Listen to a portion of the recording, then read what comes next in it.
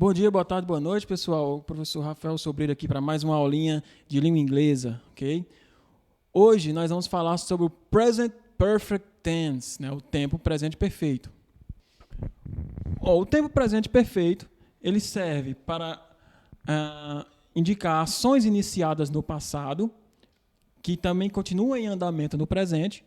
O exemplo, she has worked in the bank for 5 years. Ela tem trabalhado no banco por 5 anos. Então, ela iniciou-se no passado, essa ação dela ter trabalhado no banco, e ainda continua trabalhando lá. Então, ela tem trabalhado lá por 5 anos. Então, é o presente perfeito, não é no passado simples. No passado simples, a ação teria começado no passado e terminado no passado. Quando se faz referência a um período de tempo inconcluído, we haven't seen her today. Nós não temos visto ela hoje, nós não a vimos hoje. Quer dizer, o tempo presente não está concluído. Posso ser que eu veja ela daqui a 5 minutos. Nós não vimos ela hoje, né, ainda, mas no futuro, ainda daqui a 5 minutos, 1 hora, 2, eu posso ainda ver ela. Então, não está concluído. Então, we haven't seen her today. Nós não vimos ela hoje. A tradução fica essa mesmo. Nós não vimos ela hoje, não é nós não temos visto ela hoje. Né?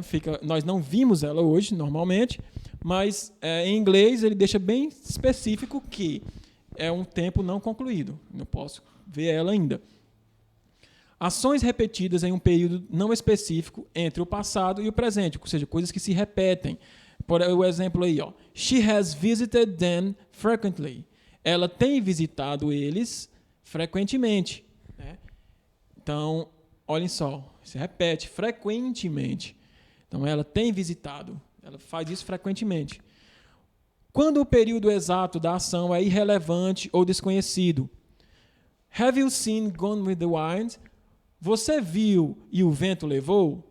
Então, não interessa o tempo da ação. Se foi, eu estou perguntando se você viu ele hoje, se foi na semana passada, no mês passado. Portanto, se você viu. Então, o tempo da ação é irrelevante ou é desconhecido. Então, have you seen Gone with the Wind? Né? Então, aí nós temos os 4 principais casos, né, da utilização do Perfect Tense. Vamos aqui para a estrutura rapidamente. O Perfect Tense, gente, a gente utiliza o verbo to have, que é o verbo ter. Então, se você vê uma frase onde você tem um verbo mais o verbo ter, ele está no presente perfeito. A estrutura é essa. Você tem um sujeito da frase. Aqui eu coloquei apenas pronomes. Eu, tu, ele, nós, vós, eles. Nós temos o verbo to have, que pode aparecer como have ou has. Okay? Para eu, tu, nós e eles é have. Para he, she, it, que são os diferentões, é has. Tu tens, nós temos e eles têm. He, ele tem. She has, ela tem. E it has, aquilo tem. Ok, pessoal? São as 2 formas da conjugação do verbo to have. No presente simples. Como nós estamos falando do present perfect, o verbo to have vai estar conjugado no presente. Ok? Então, aqui no sujeito nós temos o verbo, o sujeito, pronomes, né? Nós temos o verbo to have e nós temos o passado particípio. Ok? Olha só a frase que está montada aqui. Ó. O sujeito, eles, they. O verbo have, que é o verbo que casa com they have, eles têm. Done, né, que é o verbo to do no passado particípio, fazer, então é feito. Eles têm feito. Da mesma forma que a outra frase, he has waited, ele tem esperado, o verbo to wait no passado particípio, esperado. No negativo, quem vai receber o not é o verbo to have, que vai virar haven't ou hasn't. Eles não têm feito, ele não tem esperado. Ok? E no interrogativo, como sempre, nós vamos inverter o verbo com o sujeito, verbo to have, ok? Com o sujeito, e colocar a interrogaçãozinha no final. Have they done? Eles têm feito? Has he waited? Ele tem esperado?